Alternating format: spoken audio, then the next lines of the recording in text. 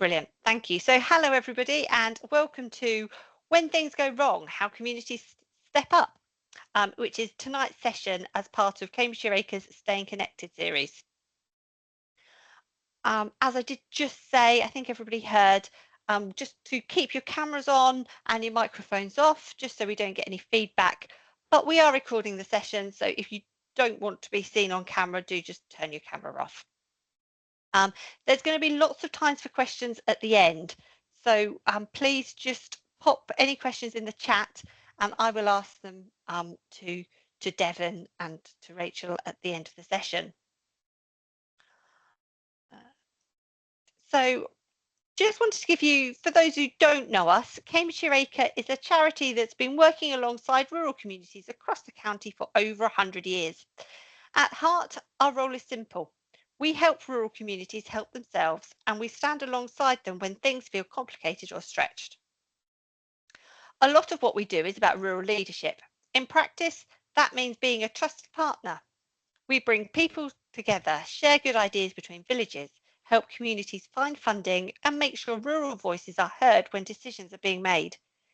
We aim to be the organisation local groups can turn to when they have an idea or a challenge and want someone to help them work it through. We support community buildings like village halls and community centres, which are often the heart of rural life. We work with the volunteers who run them, helping with governance, funding and long-term sustainability, so those spaces can continue to host everything from social groups to advice sessions. We also work on rural housing, helping communities understand that their local housing need and, where appropriate, explore small-scale affordable homes for local people. It's about shaping development with communities, not doing things to them. Another key area is wellbeing and inclusion. Through our community hubs and village agents, we support people who might be isolated, digitally excluded, or struggling with the cost of living. It's practical, person-centred support that often stops small issues becoming bigger crises.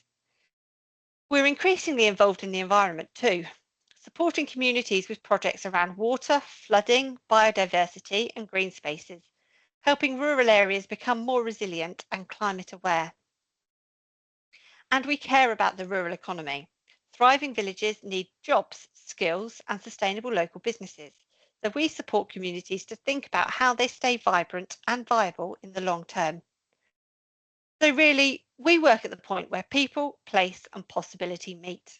We're here to help rural communities stay strong, connected and able to shape their own futures. So why do we run Staying Connected and why does it matter? Firstly, it's about expert insight. Rural communities often face complex issues and it's not always easy to know where to turn. These sessions share practical examples, research and real-life case studies so you can learn from what's already working elsewhere. Secondly, it's about practical guidance. We bring in specialists, sometimes from our own team and sometimes from partners like Cambridgeshire and Peterborough Local Resilience Forum to give you useful, down-to-earth advice that you can actually apply in your own community. It's also a space for discussion. We make time for you to share experiences, ask questions and learn from each other. That's peer support is often just as valuable as the formal input. And finally, it's about connection. Rural roles can feel quite isolated, so these events help people to build relationships, swap ideas and feel part of a wider rural network. That's what Staying Connected is all about, learning together and supporting each other to keep rural communities strong. I'm delighted to introduce our speakers for this evening, Devon McInnes, Risk and Resilience Officer, and Rachel Thornton, Senior Communications Officer, both from the Cambridgeshire and Peterborough Local Resilience Forum. This evening, they'll be talking to you about what would happen in your community if the unexpected happens, how you can ensure you're better prepared for the support and the support the Local Resilience Forum can provide. Just as a reminder, there'll be time for questions at the end, so please do put those into the chat as we go along. And we will be sharing the slides by the end of the week as well, so no need to be jotting down notes. So without further ado, I'm going to stop sharing and hand over to Devon. Thank you very much, Hayley. I shall just bring up my slides. Lovely. Just give a thumbs up if everyone can see that. Brilliant. Thank you very much. So thank you very much to Hayley for allowing us to come and speak to you all tonight. My name is Devon McInnes, as said, Risk and Resilience Officer at the Cambridgeshire and Peterborough Local Resilience Forum. And I have Rachel here with me. Rachel, did you want to introduce yourself? Hi everybody, I'm Senior Communications Officer for Cambridgeshire and Peterborough Local Resilience Forum. I've been working with the forum for about a year to improve our preparedness communications. Lovely. And Rachel has got some slides to talk to you all about later about communicating with your communities as well. So we'll just move on to the first slide, and I just wanted to introduce you to all to what Cambridgeshire and Peterborough Local Resilience Forum actually is. So, as the name suggests, we cover Cambridgeshire and Peterborough, so that is the County Council, the Unitary Authority area, and all 5 district council areas. And as a local resilience forum, we are one of the many emergency partnerships that exist across the country. There are 57 in total across the United Kingdom. There's 38 in England, 4 in Wales, 12 in Scotland, which are called local resilience partnerships, and 3 in Northern Ireland called emergency planning groups. We are statutory entities that's required by the Civil Contingencies Act of 2004. And all Category 1 and Category 2 responder agencies must be members of our partnership. And I'm aware that most of you won't know what the Category 1 partners and Category 2 partners are, so I'll just go through them now. So they include the blue light services, so police, fire and ambulance. Some core services like the UK Health Security Agency, the Environment Agency, and some NHS trusts. All the local authorities at county council level and at district council level, including the unitary authorities. The utility companies that cover Cambridgeshire, so you've got Cadent that cover gas, UK Power Networks that do all the electricity, and you've got Anglia Water that do the water provision for all of the county except from Cambridge City, in which it's Cambridge Water instead. Then government organisations and departments, so we actually work with we could work with all of the government departments, but the 3 ones we work with mostly are the Cabinet Office, Ministry of Defence, and the Ministry of Housing, Communities and Local Government. The transport sector, so rail organisations and Cambridge City Airport, plus many more. So some of the other ones that we work with, British Transport Police, Met Office, National Highways, and the voluntary sector as well. So organisations like British Red Cross, Search and Rescue, and 4x4 Response. And they are split up into different categories, which hopefully should be coming up. There you go. So in the blue line, you've got your Category 1 responders. So they are your blue light services, your councils and your core services. And they have a statutory duty that they have to be able to provide preparedness and response provisions, both during major incidents and in peacetime as well. And they also have a responsibility to continue their core services whilst a significant incident or disruption is ongoing. The Category 2 responders, which are outlined in red, they have the same duties, except they are as supporters and not as the core organisations. And there's also an understanding with Category 2 responders that some core services may have to be subsided in the case of significant disruption. You will notice that the government organisations and departments in the bottom left sit outside, and that is because their duties are covered by different legislations and administrative mandates. And the voluntary sector also sit outside of those categories as they're voluntary and they're charities, which means the support they provide and the services they provide are all based on goodwill. So what do we actually do? So one of the main things we do is assess how the risks impact local people, services and infrastructure. And the way we do that is we will either take a risk from the National Risk Register, which is publicly available online to everyone on the gov.uk website, Or we might identify a separate local risk that's not been identified locally, but we believe is something that could impact people's services and infrastructure in Cambridgeshire and Peterborough. We then assign appropriate lead, and normally it would be someone obvious from an organisation. So something like for a fire, the fire service would be the lead. For flooding, the Environment Agency, and so on. That lead would then complete a risk assessment. Once that assessment is complete, we will then plan for that particular risk. We'll then practice it, and then we review, and then we start the process all over again. So we are continuously assessing, planning, practicing, and reviewing our risks. The only time we don't follow that circle is when an incident occurs, a real life incident occurs around that risk, in which case we just replace the practice bit with respond. So after the plan, we respond to that incident, and once that incident's finished, we will review what we've learned, what went well, and then we go back to that assessment again, and the circle starts again. We also do the coordination of we also coordinate, the creation of the multi-agency emergency plans, which is part of that circle you saw. And the practice part of that is that we train and exercise responders to test plans and to prepare for the real thing. We coordinate the multi-agency responses to significant and major incidents by providing a space for all those organisations to come together as one to share information and coordinate their responses to reduce duplication and maximise effect. We provide a link between agencies, and we also provide a link between those local agencies and the central government as well.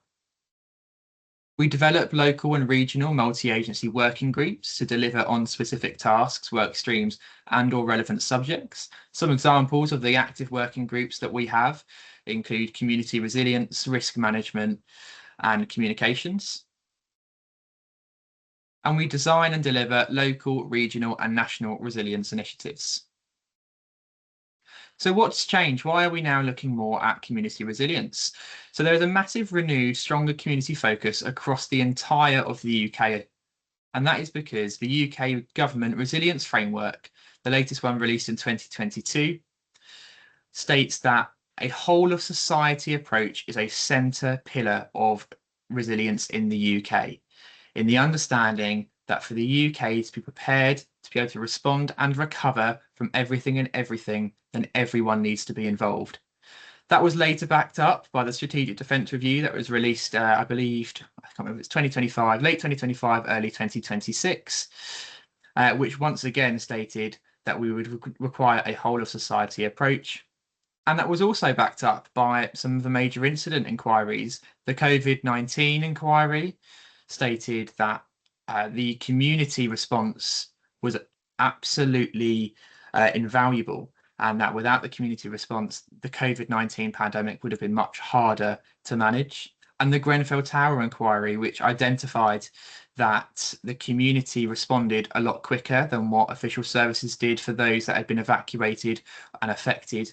And we saw that a lot with Grenfell in places of worships, community centres opening their doors before a council had time to set up a rest centre. So one of the things we can do to help our local community is look at what risks face us, because we understand that the National Risk Register, which you could find on the uk.gov website, you may not feel like is completely relevant to your community. Some of the things on there may not be relevant, or you might think that some of the things on there are more prevalent to your community. There is also a community risk register, which is created by ourselves, and we hope to post an updated version of that on our website in the near future. But to make sure you guys are aware of your biggest risks in your village and your community, you could create a community risk assessment, in which we have a template for that coming soon, which we will upload to our website, which you can see is in the bottom right hand side of all of our slides. It's cpprepared.org.uk. And that community risk assessment can be completed by yourselves with support from us, and it will be based on your lived experience, your community observations, and your local knowledge, because no one knows your community better than yourselves. And once you've done that, you could then create a community plan. A community emergency plan is something that is developed by the community and for the community. So what we mean by that is community volunteers will sit down together and write a plan with support from us if they wish so. And it will look at a lot of different things. So some of the things it will look at is who are the community volunteers, the identification of local assets, and how do you activate those volunteers and assets. It will have reference to those risks that you identified. Where do you set up an ELP or ELP, which we will come on to explain what one of those is in the next slide. How do you set one of those ELPs up? How do you do effective situation reports? Maps of your local area, maps of your flood risks area if you are an area that floods a lot, key contacts, identification of vulnerabilities such as care homes, and emergency grab bag checklists, which is something else I'll go into a bit more detail later in the presentation as well. So I've already mentioned ELPs, but we also have CRGs. So what are they? So ELPs are emergency liaison points, which in brief are hubs that communities can go to in times of crisis, disruption, or emergencies. And community resilience groups are collectives of community members, whether they be residents, business owners, or community spokespeople, that can come together for preparedness, response, and recovery initiatives. So we're going to look deeper into the emergency liaison points first. And as I said, they are hubs that people can go to. And because of that, in a crisis, they need to be somewhere that is central, easily identifiable, and somewhere that people would naturally gravitate towards in a crisis. So we would recommend somewhere like a community centre or a place of worship being the best places. However, if one of those is not available, or you believe there is another place within your village or your community that is more suitable to be one of these emergency liaison points, then that is your decision and you are the best people to make that decision. In the end of the day, an emergency liaison point at its bare basics should just be somewhere that is safe shelter. It has a nice roof that can keep people dry. It has tea and coffee facilities, and of course, somewhere to go to the toilet.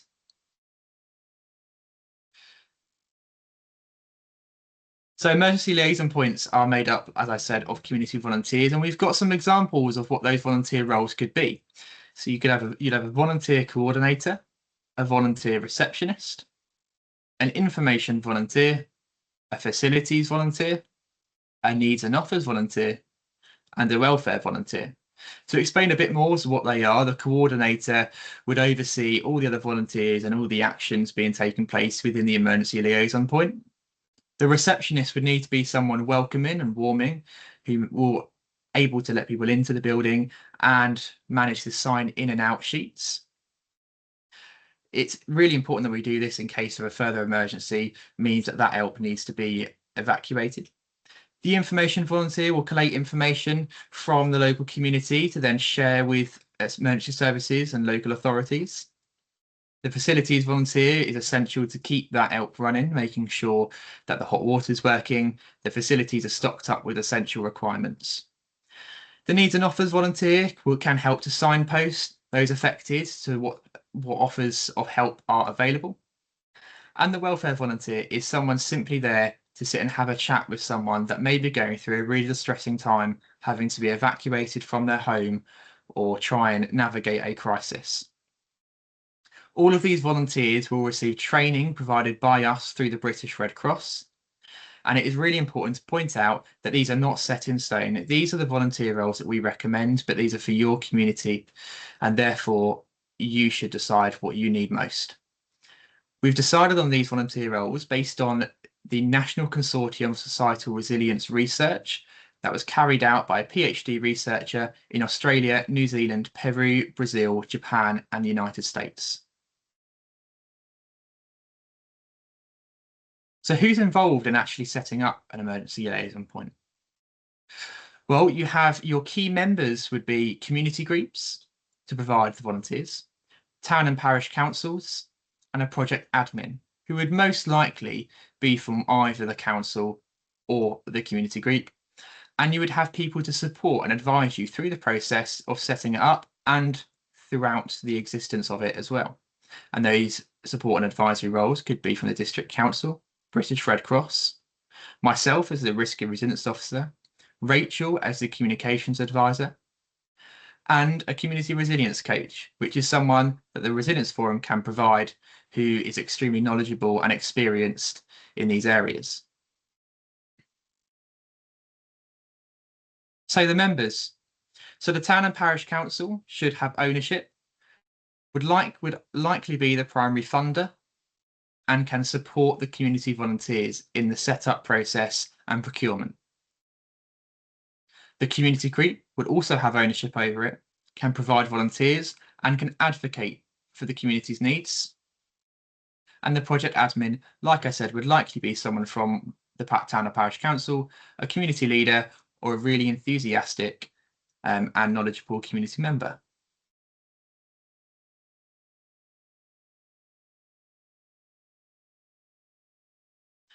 And then for the support and advisory roles.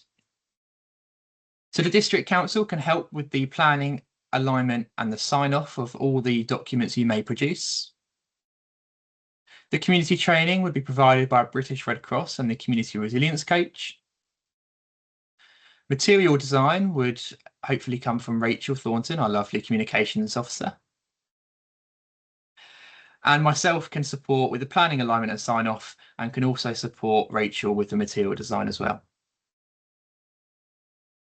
So that was the emergency liaison points, but as you saw in the earlier slide, we also are looking at community resilience groups. So community resilience groups are made of those community members coming together as one. Once again, the Town and Parish Council as well, and together they can build community cohesion, community preparedness, community education and support, and any further development of both existing emergency liaison points or any additional emergency liaison points you may want to set up. And you may be wondering what the difference between these two are. Well, in the preparedness side of things, the community resilience group would be the one acting there. They come together to look at how their communities can be more prepared, what they can do as the community groups, community members, or as the council. And they can also look at the education side of things, educating their residents on how to be more prepared themselves. In response, both would hopefully be involved. The emergency liaison point as a safe shelter for information, and the community resilience group can help to coordinate the local volunteers. And exactly the same as recovery as for response. Something else we'd like to provide you is a community resilience newsletter. This is something that we hope to start producing within the coming months, and we already have some email addresses signed up to it.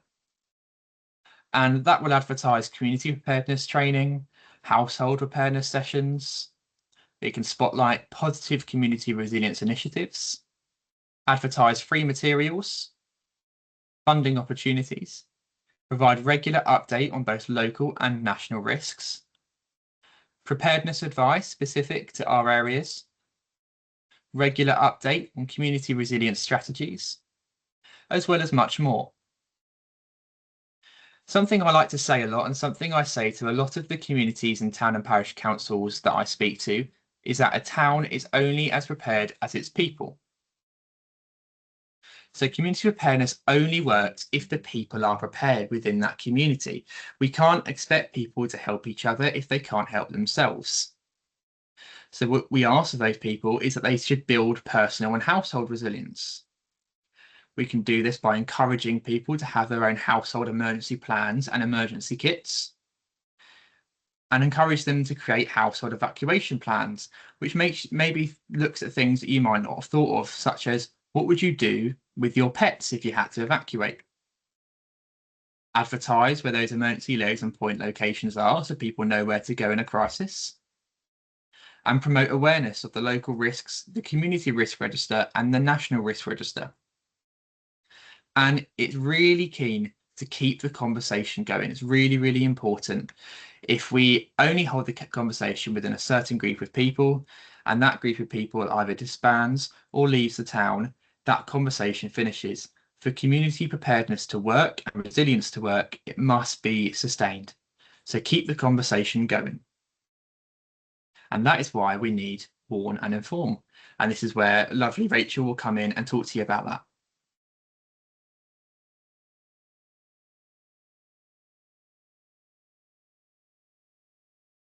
Feel free to do your do the whole next slide, please thing, Rachel, or press the button, Rachel.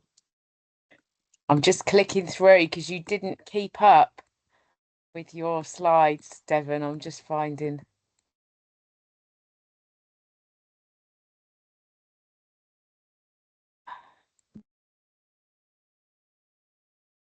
Please excuse me, I'm just moving up to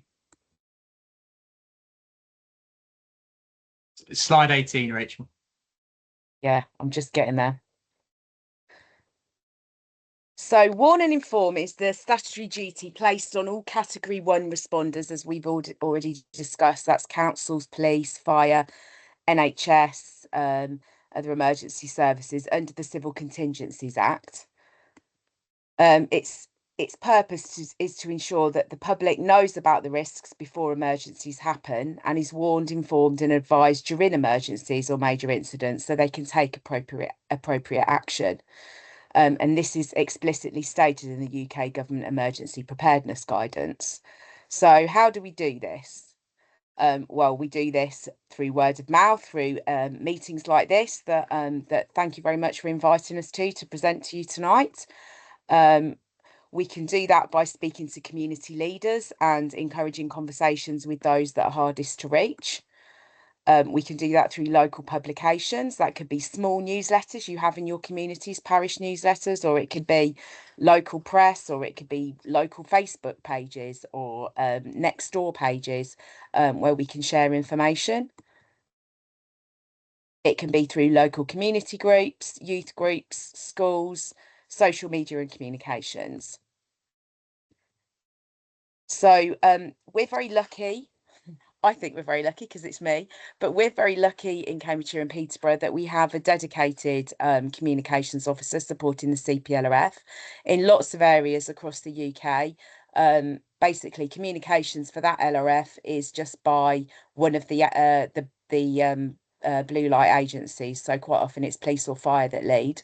And the problem with that approach is that all of those people, all of those comms people have got their normal day-to-day jobs dealing with all the police communications issues and incidents that are happening, and there isn't really that focus on the more sort of preventative and preparedness communications, which is why the LRF decided just over a year ago to bring in a dedicated communications officer who could look at what we were already doing on preparedness comms and kind of improve it.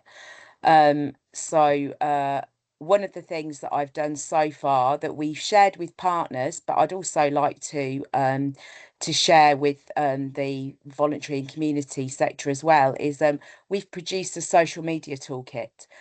So this is basically some social posts on our main kind of risks that we put out through all the agency channels. Say, for example, in winter, when there's an increased risk of flooding, we will put out, and when there's flood warnings in place in this area, we will put out preparedness comms about what steps we can all take to make ourselves more prepared if there is flooding in our area. It could be preparedness comms about doing a household emergency plan.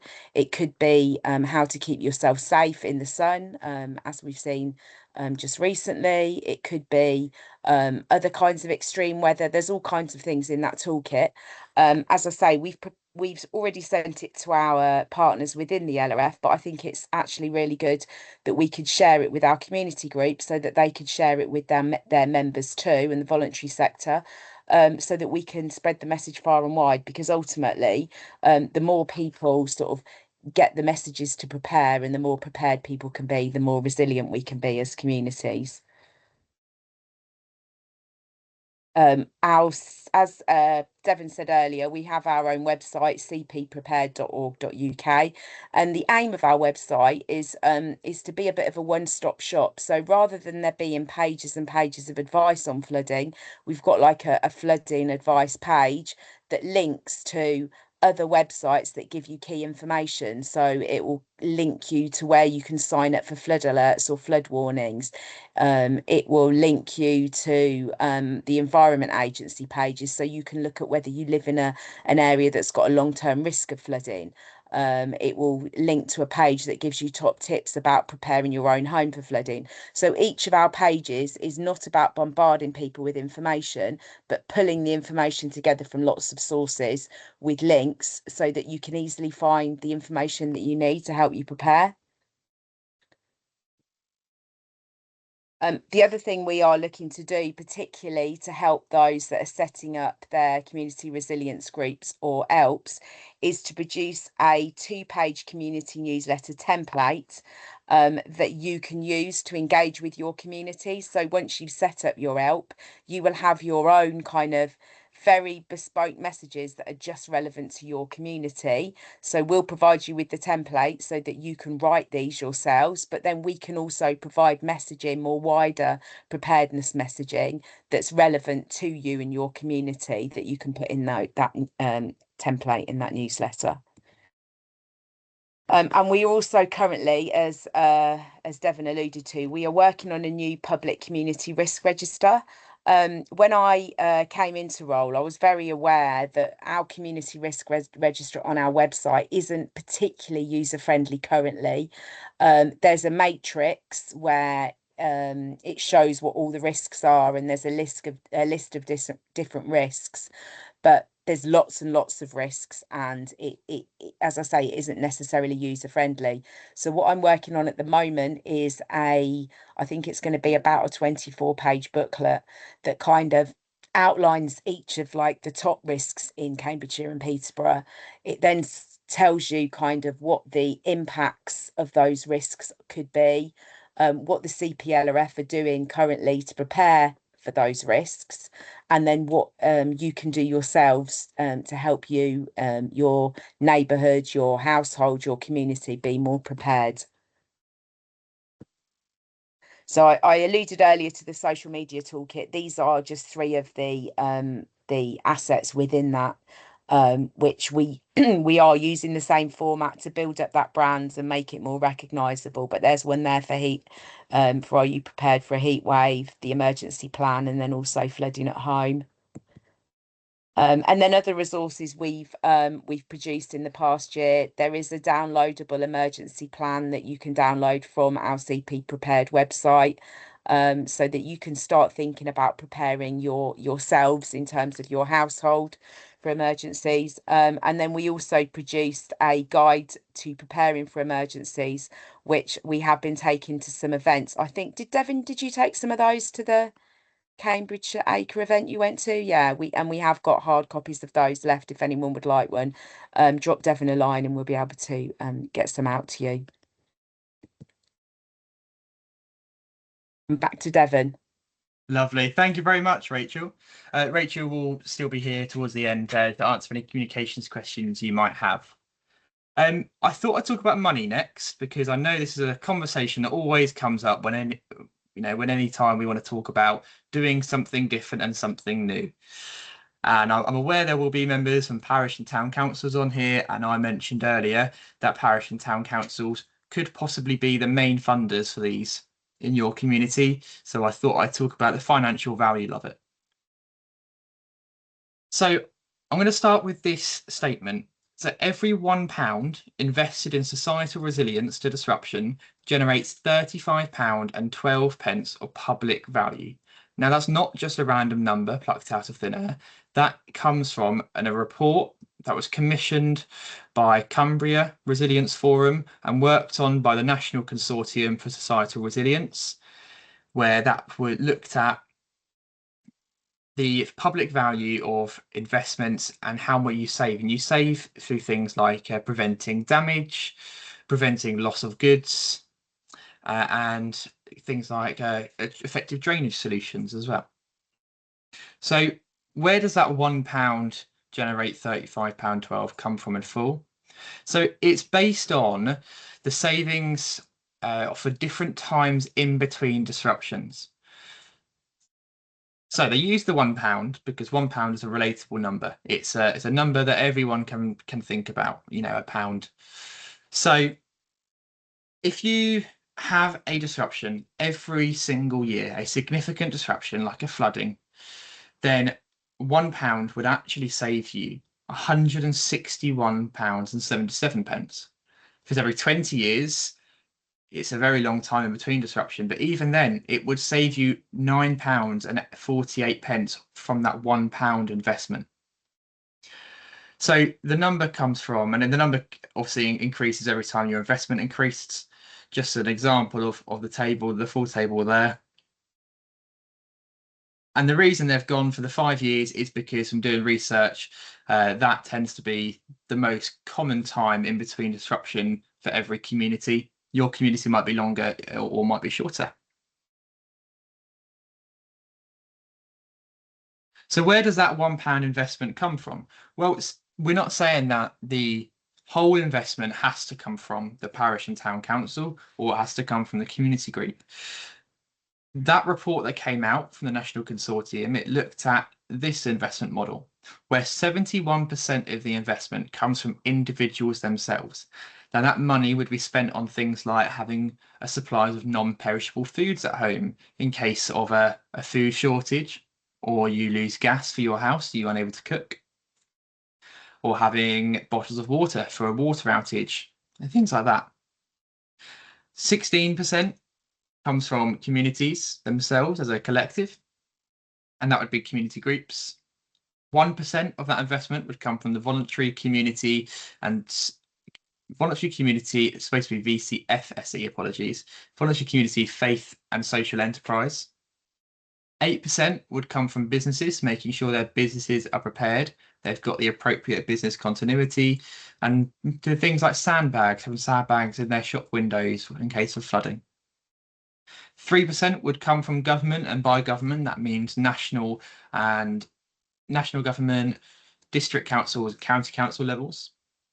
And 1% would come from civil society. So that would come from organisations such as your town and parish councils. So that's where the investment comes from. Where is the savings? So the savings, 1% of the savings would be for that civil society. 31% would be for individuals. 3% would be in communities. 1% would be in that voluntary sector. 12% in businesses. And 52% in government. Now, you may be wondering and thinking that it seems unfair that 52% of the savings are government, even though they only invested in 3%. So if we are thinking that, let's just go back to this table. And let's say, as a collective, all those organisations and sectors we just looked at, all together, they put in £1,000 based on that same percentage system we saw a moment ago. And the savings would be £35,120 if the disruption was every 5 years as a collective. So look at that. We said the government only put in 3%, so that means they would put in £30 out of that 1,000, and they would save £18,262.40. Communities, they would put in £160 and save £1,053.60. The voluntary and community sector, including faith and social enterprise, would put in £10 and they would save £351.20. Businesses would put in £80 and save just over £4,000. Civil society would put in £10 and save around £350. Individuals would put in £710 out of that £1,000 investment and save over £10,000, nearly £11,000. So if you're thinking it's like, yeah, it might be unfair looking at the graphs that the government are only putting in 3% but saving 52%, this here shows that everyone saves money when they invest in societal resilience. So a lot of people, and I hear this a lot, and I heard this only a few weeks ago, is we often hear people say, well, this hasn't happened to us. This hasn't happened to us, so why do we need to do this now? And I like to say that talking about these disruptions and these crises and incidents, there is no such thing as if, there's a when. And it's not us saying that everything's going to happen to you at the same time or even individually, but at some point something will happen. Whether it just be a gas leak, that are relatively common, but then that gas leak might mean that 2 or 3 roads have to be evacuated. Or whether it be flooding, which we all know is very common around Cambridgeshire. So I wanted to spotlight some of the successes of resilient communities. So resilient communities are typically safer. They reduce harm to residents and save lives. And that's not just in those crisis times, that's in normal time as well. Because resilience also includes things like having a community defibrillator. It reduces damages to properties. It reduces the pressure on emergency services, which then means those emergency resources can respond to other emergencies, whether they be in your community or others. And it reduces the likelihood of that crisis or disruption escalating further. And it builds community cohesion and long-term sustainability within your community.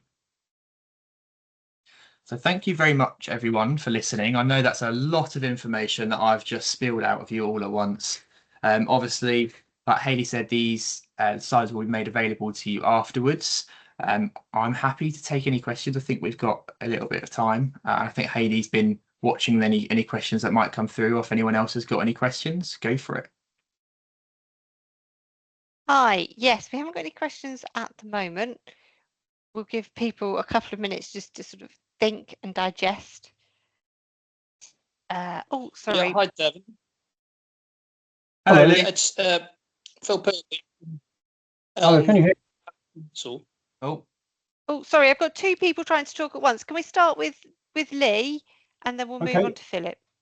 Thank you. Yeah, so I've got a question. I'm aware that there are different levels of planning for emergencies, and how do we guard against having duplication of plans? So, for example, you might have a highway authority that would look to commandeer a community hall next to the A1 in the event of a major coach crash or something.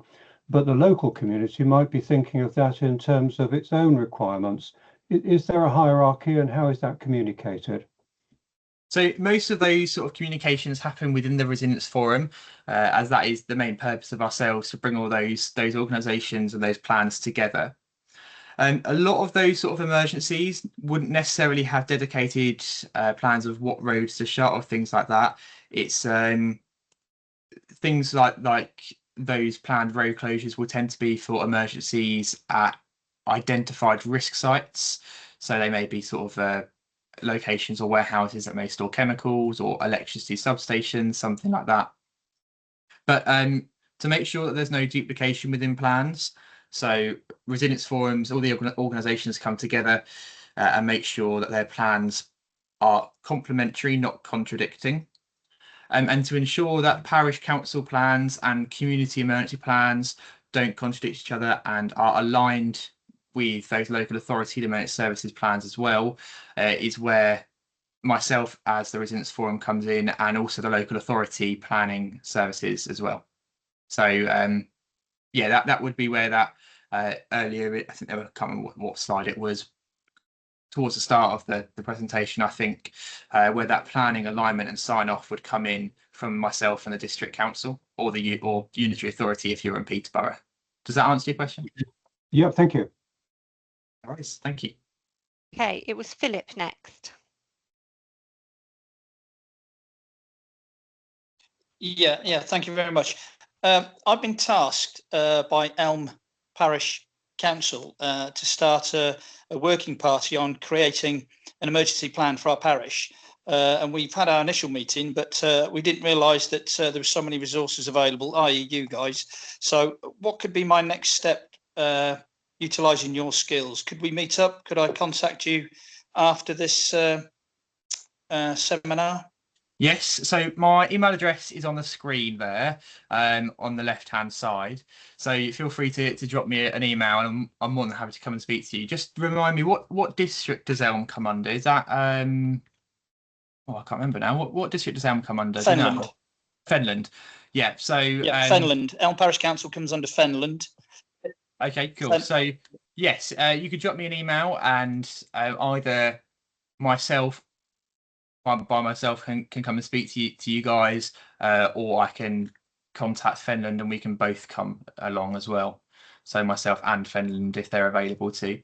But yeah, feel free to contact me and we can go through what's going to be best for you guys and how we can help you. Yeah, that'd be brilliant. Thank you very much for that. Thank you. No worries. I've got Councillor Lorna next. Hi, and thanks for that really interesting stuff. Is there a list or a register of communities in Cambridgeshire and Peterborough that have plans in place? Because that would be really useful, not least for people like district and county councillors to, you know, chase up other parishes and go, have you thought about this? Or, you know, look at this, isn't it good? You could do something like this, or, you know, come to these people for help and support. You know, is there anything like that shares that? So I'm not aware of a comprehensive list of every parish and town council that have council emergency plans. Those that have worked with us that have developed community emergency plans, we will still have contacts with and we will have a directory of. We are trying to get around as many parish and town councils as we can. From what we're finding, majority of them do have plans, but those plans haven't been reviewed or checked or looked at in a number of years. I spoke to one just a couple of weeks ago that said their parish emergency plan hasn't been looked at in over 10 years. So some of them, a lot of them do, but they're sort of sat on the shelf collecting dust. I spoke to some that don't, or some that do review them really regularly. So it would just be a case of, unfortunately, we wouldn't hold that until we've eventually got around everyone and helped them develop a new one. Right, thanks very much for that. And I see Colleen has put a helpful response in the comments there. Can I sneak in an extra sneaky question, which is that one of the things that happens if you make a plan and leave it on the shelf, obviously, is that people don't feel terribly engaged with it. Yeah. Is there a way in which whole communities can be engaged in, you know, preparing practice for emergencies? I mean, I'm told in one of my parishes that many years ago there was a kind of a flooding drill, and I'm talking about decades ago, that was called Operation Webbed Feet, and the old people remember it. And it involved school children, and it was a whole day of like a drill. Is anybody envisaging doing anything like that that brings these plans to life a bit, which helps keep them from just gathering dust, as you say? Yeah, so obviously the onus of these plans are with the people that produce them. So parish and town council plans would be, the onus would be with that council, and community emergency plans, the onus would be the communities. But something that we, well, myself especially, say to people when we're helping them develop these or review them, is that you should aim to train and exercise and practice these plans, ideally yearly. And that's what we aim to do. And I always say, if they want support doing that, I'm more than happy to help them support with the exercising. A really good example came out of North Wales, where they have put a lot of work into setting these emergency liaison points up. They've called them something slightly different, but they're the same thing. And one of their communities did a really, really good practice run. And just by pure coincidence, a week after they did a practice run, they had really, really severe flooding. And because they'd practiced it just a week earlier, they responded really quickly and really effectively. And they did such a good job. They were actually invited to a national conference with resilience forums and governments to tell everyone about how good their response was and how we can be doing better with our communities. Fantastic, thank you. And then we've got a question in the chat which says, are there any grants available to apply for? So, just by pure coincidence, I've actually been made aware of a lot of grants today. I was already aware of a few, but just speaking to someone from the National Consortium earlier this afternoon, she has compiled a spreadsheet of available grants for community groups and voluntary groups that are looking at community investment and resilience initiatives. So yes, there are lots of grants out there. I'm just having a quick look at this particular one that she sent me, and she's got 35 grants listed on here. A lot of grants come from things like utility companies and local large businesses that possibly could have a negative impact on your community, such through whether that be through increased traffic or pollution or whatever it might be. A lot of them have social enterprise funds that they can offer out to communities. So if you're aware of something like that within your local area, you can apply funding through them. Alternatively, I've got a nice long list now of places you can get funding or you can apply for funding and grants for. So if it's something you look at doing and you want to look at some money, feel free to come through to me and I can share that list. I've just seen Alison's. Yes, I can share that list with yourselves. Yes. Alison beat me to it. I was just about to say exactly the same thing. Is that something you can share? Right. So then the last question for the evening will be from Lee. Oh, hello. Sorry, I'm having a second go here. Hope you don't mind. There's a question about do local coordinators need to be aware of higher level provision? I'll give you an example.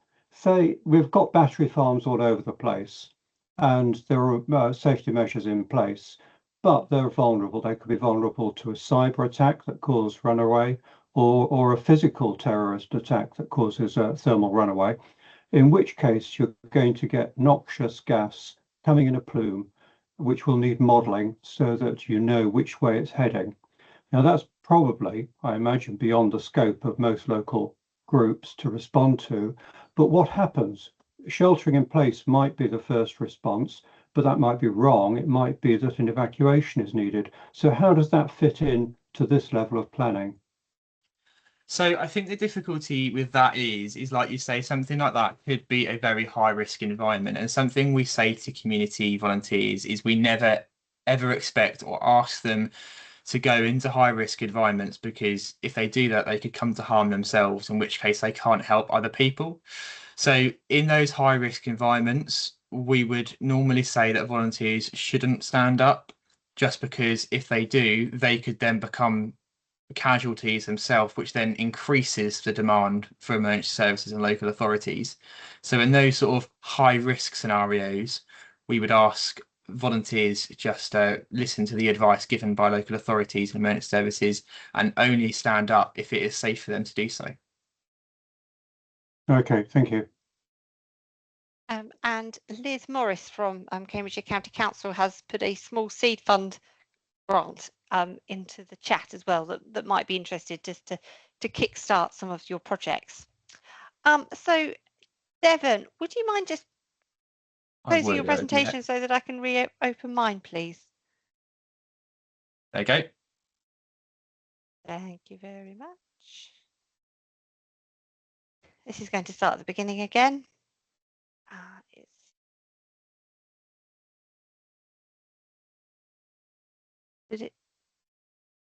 So I just wanted to close by thanking everyone for coming along and participating. Particular thanks to Devon and Rachel for sharing their knowledge and wisdom with us all. So just sort of while I've got you all in one place, I wanted to remind you that Cambridgeshire Acre is a membership organisation, and the reasons why you should consider joining us if you haven't already. So membership gives practical support when you need it, whether that's telephone or email advice from our team, regular funding updates, or discounts on more in-depth consultancy and training. You also become part of our online members network and receive our monthly Staying in Touch newsletter, so you can keep up to date with what's happening across rural Cambridgeshire and pick up ideas you might want to try in your own community. Members get invited to training, workshops and events like this, where you can learn, share and build those valuable rural connections. We're also keen to shine a light on the amazing work happening locally, so we promote member projects through spotlights and case studies wherever we can. And of course, as a member, you have a voice in the organisation, including a chance to vote at our AGM and help shape our future direction.